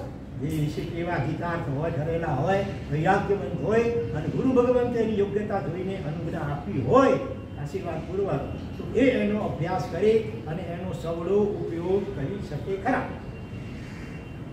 ઘણી વિદ્યામાં આવશે કે ભાઈ કોઈને દીક્ષા આપી હોય, અંતિમ સલાહકાર કે પ્રતિષ્ઠા જેવા પ્રસંગો હોય, ચતુર્માસના પ્રવેશ કે પહેલા વિહારના પ્રસંગ હોય, કોઈને માસિક મોટી તપસ્યાનો પ્રારંભ, વર્તવા તપના પાયાનો પ્રારંભ કરવો હોય, એવા જેવા જે વિશિષ્ટ ધાર્મિક માંગલિક પ્રસંગો, તો એ વખતે એ મુહૂર્ત સારું જોઈ કરીને એનો કરવું જોઈએ અને પ્રારંભ એ રીતે પણ વિધાન છે, બરોબર? પણ જેના તેના માટે એ નથી એટલે એને પાપ સત કહ્યું છે. અમને પણ દીક્ષાના કેટલાક વર્ષ પછી ગુરુ મહારાજે અનુજ્ઞા આપી. તમે શિખરમાં ચોમાસું હતું એ વખતે ગુરુદેવશ્રીએ અમને 3 જણાને અને કલાપત સુરી મહારાજ હતા અને ત્રિજાપુરના ત્રણેય જણાને બોલાવી પંચાંગ આપ્યું જન્મભૂમિ. હવે ભલે તમે જ્યોતિષનો અભ્યાસ કરજો, પણ અનુજ્ઞા આપતા પહેલા એમણે ત્રણેયને પ્રતિજ્ઞા આપી. શું પ્રતિજ્ઞા આપે? કોઈ પણ પ્રકારના સાંસારિક મુહૂર્ત જોવા નહીં. લગ્નના કે સગાઈના કે દુકાનના ઉદ્ઘાટનના કે તમારા ગૃહ પ્રવેશના કે એવા કોઈ પણ સાંસારિક મુહૂર્તો જોવા નહીં. કોઈની જન્મપત્રિકા એ રીતે જોવી નહીં. હા, દીક્ષાનો યોગ છે કે નહીં ભાઈ એ જોવા માટે શું છે, બરાબર? એને મને હોય તો કહેજો જરા, ભાવ હોય તો. બાકી સાંસારિક મુહૂર્તો જોવા નહીં, કહેવા પણ નહીં. આવી પ્રતિજ્ઞા આપી સાહેબે અને પછી જ અનુજ્ઞા આપી, એનાથી પહેલા નહીં. શ્યાદ વાગ છે દરેકમાં. સદુપયોગ કરો તો સારું પણ છે, નિરુપયોગ થાય તો નુકસાન પણ મોટું થઈ શકે એમ છે. એટલે આ જ્યોતિષ ચક્રની વાત સૂર્ય પ્રજ્ઞપ્તિ અને ચંદ્ર પ્રજ્ઞપ્તિમાં ખૂબ વિસ્તારથી કરી છે. 12 રાશિઓ, 27 કે 28 નક્ષત્રોના નામ, 88 ગ્રહોના નામ અને બધા કઈ રીતે સૂર્યચંદ્ર ફરે છે વગેરે, વર્ષ ઋતુઓ કેવી રીતે બદલાય છે વગેરે વગેરે.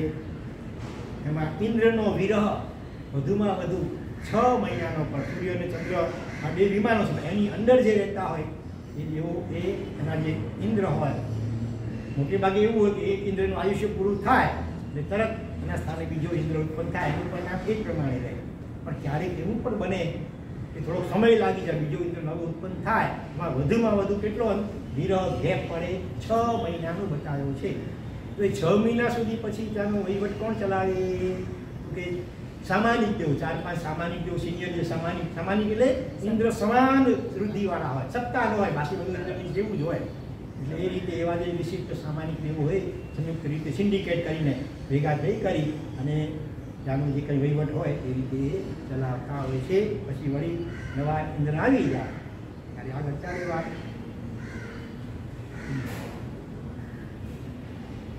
ચંદ્રની ઉત્પત્તિ એક પલ્યોપમ અને 1 લાખ વર્ષ હોય એનો જે ઇન્દ્ર હોય. સૂર્યનો એક અવલોકન વત્તા 1000 વર્ષ. સૂર્ય કરતાં પણ ચંદ્રનું મહત્વ જ્યોતિષમાં વધારે કહ્યું છે. અને એ જ્યોતિષ ચક્ર મેરુ પર્વતની ઉપર સંભૂતલા પરથી તળેટીમાં અહીંયા આ સમતલ પૃથ્વી કહેવાય, બરોબર. ત્યાંથી એટલું 790 યોજન, એક યોજન એટલે 3600 માઇલ. સંભૂતલા પૃથ્વી મેરુ પરથી તળેટીમાં સપાટ જમીન, ત્યાંથી 790 યોજન ઉપર જઈએ. એક યોજન એટલે 3600 માઇલ, બરોબર. તો એ પ્રમાણે ગણતરી કરજો. ત્યારે શરૂઆત થાય તારાઓની. સૌથી પહેલાં નીચે તારા નામની વિમાનો હોય, ત્યાંથી ઉપર પછી જઈએ 800 ટોટલ સંભૂતલાથી 800 યોજન ઉપર જઈએ ત્યારે પહેલાં સૂર્યનું વિમાન આવે. ત્યાંથી વળી બીજા 80 યોજન ઉપર જઈએ એટલે 880 સંભૂતલાથી. ત્યારે ઉપર ચંદ્રનું એટલે સૂર્ય કરતાં ચંદ્ર દૂર છે. ત્યાંથી ઉપર 4 યોજન જઈએ તો ટોટલ 884 યોજન ઉપર ત્યારે નક્ષત્રો 27-28 નક્ષત્રોના વિમાનો હોય. ત્યાર પછી ત્યાંથી વળી બીજા 4 યોજન ઉપર ટોટલ 888 યોજન ઉપર જઈએ ત્યારે બુધ ગ્રહનું વિમાન આવે. ત્યાંથી ત્રીજા 3 યોજન બીજા ઉપર જઈએ 851 યોજન ટોટલ. ત્યારે આવે શુક્ર ગ્રહ વિમાન. એનાથી પણ 3 યોજન ઉપર ગુરુ ગ્રહ, એનાથી 3 યોજન ઉપર મંગળ, એનાથી પણ 3 યોજન ઉપર સૌથી વધારે છે શનિ ગ્રહ. એ કેટલા 900 યોજન. એટલે 790 થી માંડી અને 900 વચ્ચે ટોટલ કેટલું થયું 110 યોજનની જે રેન્જ, એની અંદર આખું આ જ્યોતિષ ચક્ર આ પ્રમાણે રહેલું છે. એમાં સૂર્યચંદ્ર જ્યાં ફરે છે ને એ મેરુ પર્વતથી 1121 યોજન નજીક આવી જાય. ત્યારે નજીક આવતા જાય ત્યારે પણ મેરુ પર્વતથી 1121 યોજન જેટલું ડિસ્ટન્સ હોય, એનાથી અંદર વધારે આવે નહીં.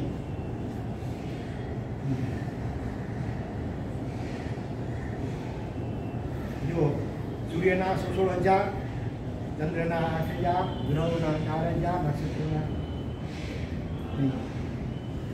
સૂર્ય અને ચંદ્ર બંનેના નીચે જે એવું હોય એ 16,000. એ ચારે દિશામાં 4,000, ચારે દિશામાં પાછા 4,000. એવી રીતે ગ્રહમાં 8,000, નક્ષત્રમાં 4,000, તારાની નીચે 2,000 દેવો એ હાથી ઘોડાના રૂપ લઈ કરી અને એને વહન કરતા હોય છે.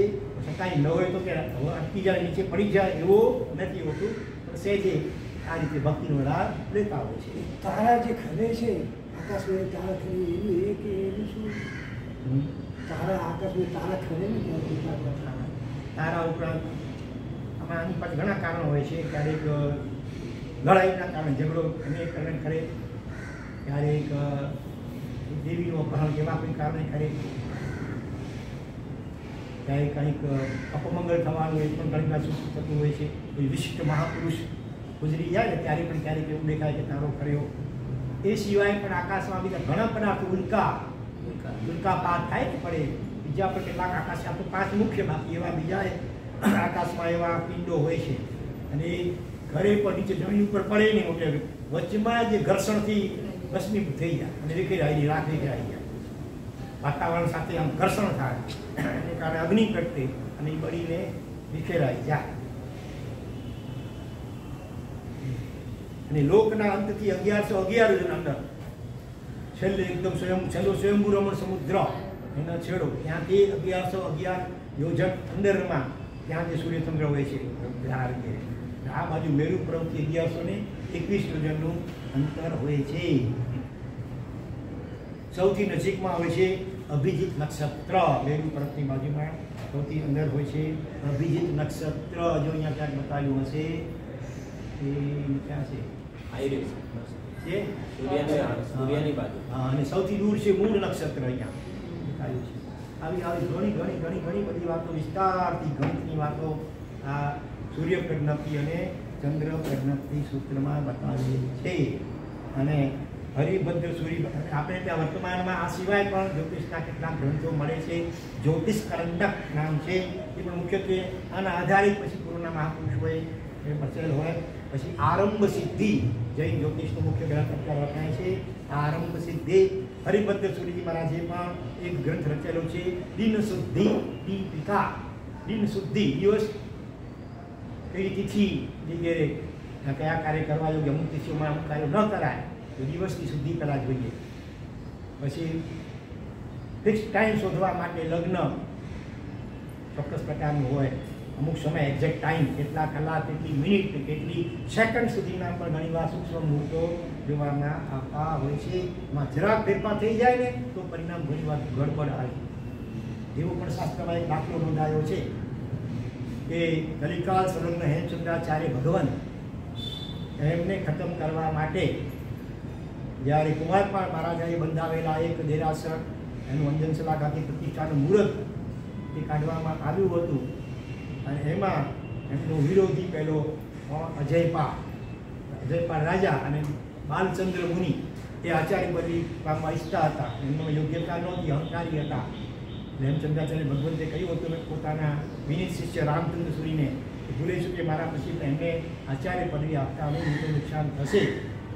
અને આ તો યાજકીય ખટપટ ષડયંત્રમાં આચાર્ય ભગવાનને મારવા માટે એ મુહૂર્ત નીકળ્યું હતું ને જાણી બુજીને એક ષડયંત્ર ગોઠવીને એમાં થોડો ફેરફાર કરાવી નાખ્યો. અજયપાલ અને બાલચંદ્રે મળી કરી અને પછી ખબર પડી હેમચંદ્ર વિકાસ કે હવે મૃત્યુ નજીકમાં છે. જોખમદારી ભર્યું જવાબદારીવાળું કામ હોય છે મુહૂર્ત કાઢવાનું કે મુહૂર્ત આપવાનું. પણ આમ તો જાતે શાસ્ત્રમાં કહ્યું છે કે દેરાસરનું પણ ખાતમુહૂર્ત કે શિલાન્યાસ વગેરેના મુહૂર્ત સાધુ કે આચાર્ય કાઢવાના ન હોય. ઉત્સર્ગ માર્ગની છે, અપવાદની વાત જુદી છે.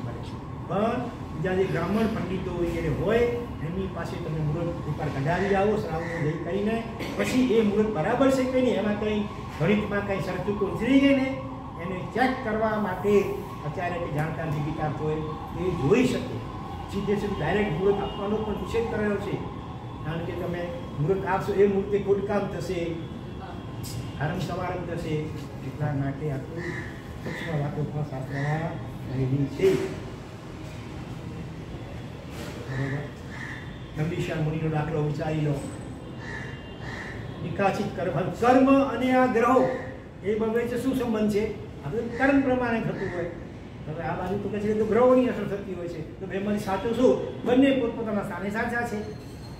જેવા કર્મો અશુભ કર્મનો ઉદય હોય ને ઓટોમેટિક ગ્રહો કોઈ રીતે અશુભ રીતે ગોઠવાયેલા હોય અને એની વિપરીત અસર થવાની હોય. એ ગ્રહો આપણને થર્મોમીટર જેમ તાવને બતાવે છે. થર્મોમીટર કંઈ તાવ પોતે ઉત્પન્ન કરતું નથી, એ બતાવે છે કે આટલી ડિગ્રીનું ગરમી તમારા અંતર શરીરમાં છે. એ રીતે ગ્રહો સૂચવે છે કે તમારા કોઈ અશુભ કર્મનો ઉદય થઈ રહ્યો છે. બરોબર. તમારે અબાધા કાળ પૂરો થાય એનાથી પહેલાં સવળો પુરુષાર્થ જોરદાર કરો એ પરિસ્થિતિ પલટાઈ પણ શકે છે. બરોબર. એકાંતે નથી કે બધું ગ્રહો હોય એ પ્રમાણે જ થાય. નંદીશાળ મુનિને શાસન દેવતાએ કહ્યું નિકાચિત ભોગાવલી કર્મ ઉદય છે, માટે રહેવાનો દીક્ષા લેવાનું હમણાં. પ્રબળ વૈરાગ્ય એટલો તીવ્ર હતો અને આત્મવિશ્વાસ અને પરમાત્મા પ્રત્યેનું સમર્પણ અને શ્રદ્ધાનો ભાવ એટલો મજબૂત હતો. ભગવાન મળ્યા છે મને ત્રણલોકના નાથ ગુરુ તરીકે અને હું તો ચેતન આત્મા, કર્મ તો જળ છે, શું કરી લેવાનું એમ કરીને એમણે દીક્ષા લીધી. કર્મના ઉદય આવ્યા, નિકાસિત કર્મને અંતરમાં વિકલ્પો ઉત્પન્ન થયા બધા સંસારના, પણ એને ખતમ કરવા માટે ઘોર તપ કર્યો. કોઈ પણ મન શાંત થતું નથી. 2-4 વખત આપઘાતના પ્રયત્નો પણ કર્યા, આપણે શાસ્ત્ર દેવતાએ સફળતામાં ન કરવા દીધી. પણ છતાં એમણે લડત કર્મની સામે લડત ચાલુ રાખી. આપણે જોવાનું શીખવાનું તો એ છે કે નિકાસિત કર્મો છે ઉદય શાસન દેવતાએ કહ્યું, છતાંય પણ પાછા ન પડ્યા, પુરુષાર્થ ચાલુ રાખ્યો. ભલે 12 વર્ષ રહેવું પડ્યું વેશાને ત્યાં. જો સંકલ્પ રોજના 10-10 જણાને પ્રતિરોધી અને ભગવાન પાસે દીક્ષા અપાવતા હતા. એટલે મહારાજ સાહેબ કહ્યું નસીબ મેં લખેલું નામ ઢીલી વાતો કરવાની નહીં. શાસન દેવતા સાક્ષાત કહી કે કોઈ હિંમત હાર્યાની પુરુષાર્થ કર્યો. ભલે એક કર્મે કસરાટ ખવડાવી પણ એમાં પુરુષાર્થ કેવો ચાલુ રાખ્યો એમણે. કેટલા આત્માઓને પ્રતિબોધીને ભગવાન પાસે મોકલ્યા 12 વર્ષમાં, તો એના 10 હિસાબે એ જોવાનું છે. એટલે કોઈ જોશી કહી દેશે તમારી હા ધ્યાન આવે છે યશો વિજયસુરી આચાર્ય ભગવાન. યશો વિજયસુરી 2 છે અત્યારે. એક છે ધ્યાન મૌન શિબિરો કરાય છે એ મોટા યશો વિજયસુરી, બીજા છે નાના યશો વિજયસુરી અત્યારે રાજનસુરી નાગનામાં. ચોમાસું અત્યારે અમદાવાદ છે, પહેલાં માંડવી ને ભુજમાં ચોમાસા, મુંદ્રામાં કચ્છમાં પણ ચોમાસા થઈ ચૂકેલા છે. ઓલરાઉન્ડર મહાત્મા છે. 100 થી ઉપર કેટલી ઓડિયો થઈ ગઈ. તપસ્વી એવા, વિદ્વાન એવા, વક્તા એવા, લેખક એવા, દરેક રીતે ઓલરાઉન્ડર. 7 વાર તો ભાગવું પડ્યું. દીક્ષા માટે રજા મોટી, પિતાજી વિરોધી સખત 7 વાર ભાગવું પડ્યું. છેલ્લે પણ આખરે તો ભાગીને જ દીક્ષા લીધી. બરોબર? તો એમને પણ કોઈ પ્રખર જ્યોતિષીએ કહ્યું હતું તમે દીક્ષા નહીં લઈ શકો ને લોકો તો તમે પાછું આવવું જ પડશે. એમને સામે ચેલેન્જ મૂકી. અલગ જોશીએ કહ્યું હતું કે મારી ચોટલી હું આપી દઉં, ઉતારી દઉં, જો તમે દીક્ષા લઈ શકો તો. હું દીક્ષા લઈને બતાવીશ, પાડીને બતાવીશ. બરોબર? જોશીએ પણ ક્યારે કેટલો એને આત્મવિશ્વાસ હશે કે મારી બ્રાહ્મણ ચોટલી મહત્વની ગણાય, મારું ફરકથન ખોટું પડે મારી ચોટલી તમને મોકલાવીશ કુરિયરમાં. અને આમણે પણ સામે કહ્યું કે નહીં હું દીક્ષા લઈને બતાવીશ. અને આખરે દીક્ષા લીધી, બાકીની દીક્ષા લીધી 7મી વાર. પણ એમને પિતાના આશીર્વાદ પણ મેળવવા જ હતા. એટલે મુંબઈ મલાડમાં હતા. પિતાજી તો કેવું ગામ પોરબંદર પાસે પોરબંદર. અને દીક્ષા પછી વળી દીક્ષા માટેના આંબિલના જોગ શરૂ થયા. 1 મહિનો ચાલે. જોગ પૂરા થયા. ગુરુ માટે વિનંતી કરી, મારી એવી ભાવના છે જો આપની આજ્ઞાને આશીર્વાદ મળે તો એ આંબિલ ચાલુ રાખવા. જ્યાં સુધી પિતાજી રાજી ખુશીથી આશીર્વાદપૂર્વક અનુમતિ ન આપે ત્યાં સુધી મારે આંબિલ ચાલુ રાખવા. ગુરુ મહારાજે એમને અનુમતિ આપી, આશીર્વાદ આપ્યા. અને રોજ 2 ટાઈમ પ્રાર્થના કરી, સવાર સાંજ સવાર સાંજ. જે પિતાજીએ આચાર્ય ભગવંતને ઉપધાનમાં જાહેરમાં કડક ધમકી આપી, ખબરદાર મારા દીકરાને દીક્ષા આપી છે તો હું પોલીસ લઈ આવીશું, તમને જેલમાં પુરાવી દઈશ. જાહેરમાં બોલીને ભુવન ભાનસુરી જેવા મહાન આચાર્ય ભગવંતને ધમકી આપી જે પિતાએ. અને પોતાના દીક્ષાથી દીકરાને વાર જે પાછા ઘરે ઢસી લઈ આવ્યા મારા સાહેબ પાસેથી પણ એવા વિરોધી.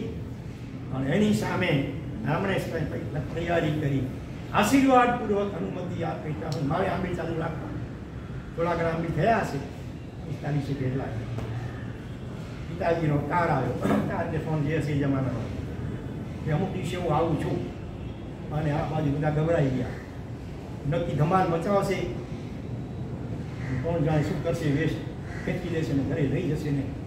એ વખતે ચંદ્રશેખરની માશાપની પ્રેરણાથી ધપાયેલા વીર સૈનિકોના યુવાનો બધા તૈયાર થઈ ગયા. વીર સૂર્ય ઉપાસે મલાડ વેસ્ટમાં આ ઈસ્ટમાં 4 માળો બધા યુવાનો ગોઠવાઈ ગયા. નીચે તલી બીજી માળે અને મારા સાહેબ ચોથે માળે ઉપર છે.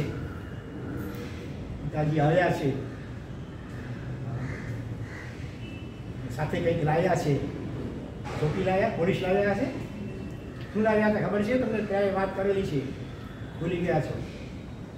સાથે શું લાવ્યા હતા? કોને લાવ્યા હતા?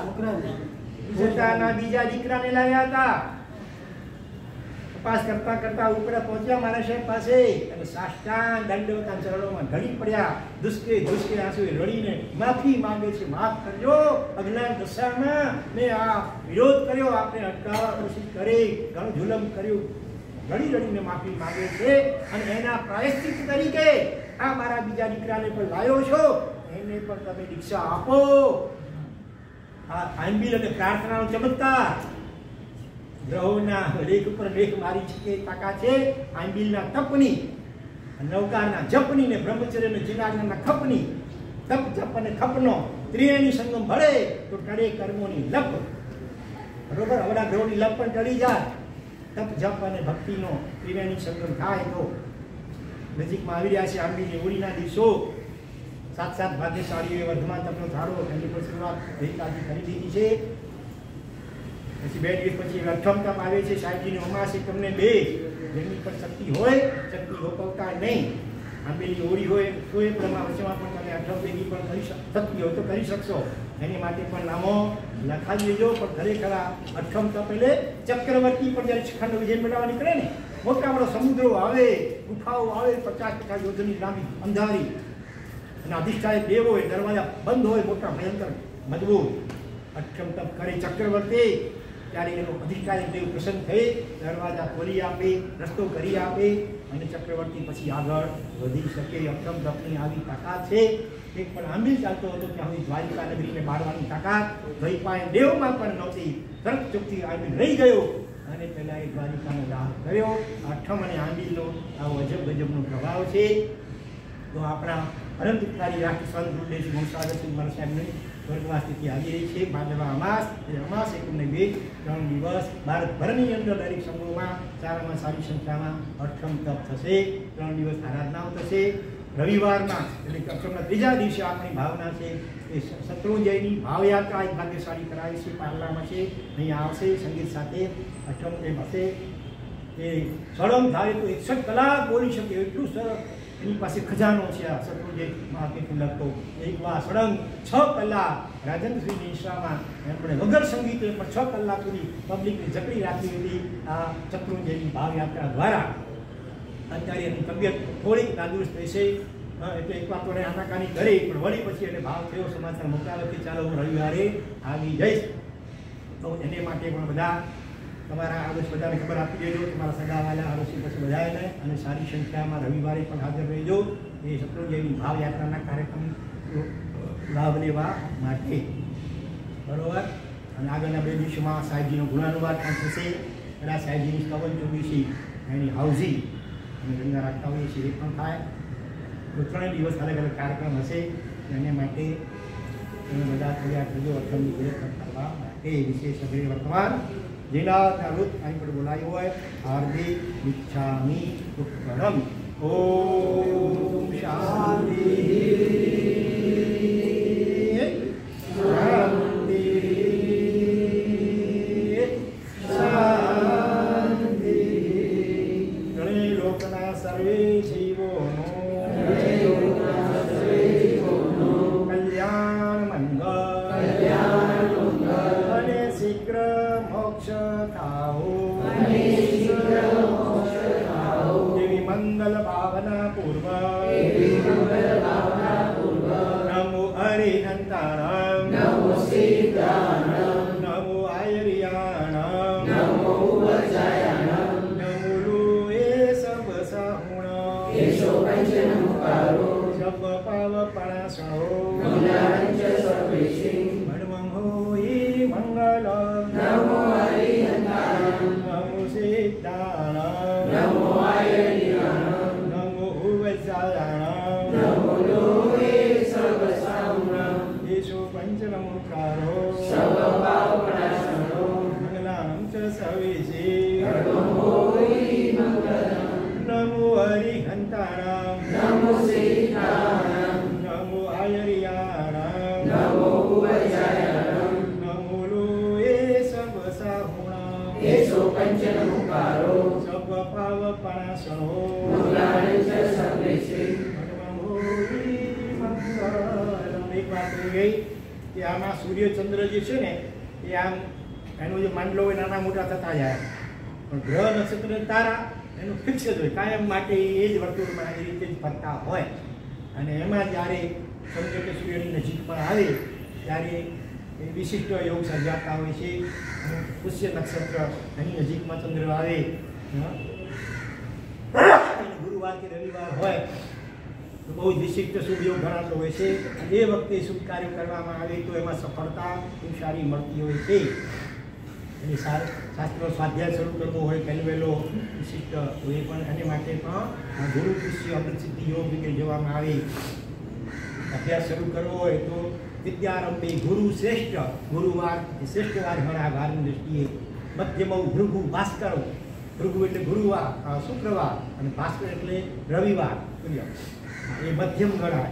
મરણમ શનિ ભૌમાન્યા, શનિવાર ને ભૌમ એટલે ભૂમિપુત્ર મંગળ. એમાં અભ્યાસ શરૂ કરો તો મરણ તુલ્ય કષ્ટ આવી શકે છે. અવિદ્યા બુધ સોમયો, બુધવાર ને સોમવાર એમાં તમે કારણ કરો તો જ્ઞાન બરાબર ચડે નહીં. આવી વાત આ તો એકાંત નહીં પણ સામાન્યતઃ આવું કહેલું છે. આવી ઘણી બધી વાતો આમાં હોય છે. સૌથી નાનો દિવસ ક્યારે હોય, મોટો દિવસ ક્યારે હોય, સૌથી નાની રાત ક્યારે હોય, સૌથી મોટો